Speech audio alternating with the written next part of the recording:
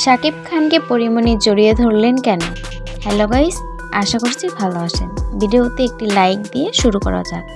ঢাকায় চলচ্চিত্রের শীর্ষ নায়ক শাকিব খানের ডাকে তারকাদের হাট বসেছিল। রাজধানীর একটি 5 তারকা হোটেলের উপলক্ষে ছিল হাইজিনিক টয়লেট ক্লিনিং ব্যান্ড।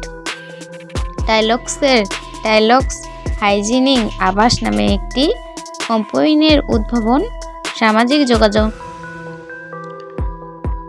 মাধ্যমে ছড়িয়ে পড়েছে।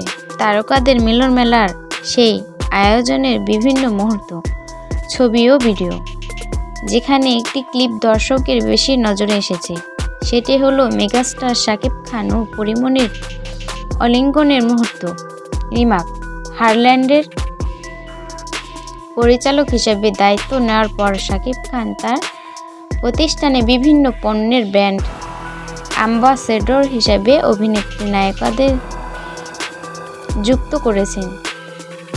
সেখানে ছবিজাঙ্গনের প্রায় সকল পরিচিত মুখই রয়েছে। মঙ্গলবার 19 নভেম্বর পরিমণি ও শাকিব খানের ডাকে ওই প্রতিষ্ঠানের আয়োজনে অংশ নিয়েছেন। অভিনেত্রীর নিজে ধারণ করা একটি ভিডিওতে দেখা যায় গাড়ি থেকে নেমে অনুষ্ঠানে প্রবেশ করছেন পরি।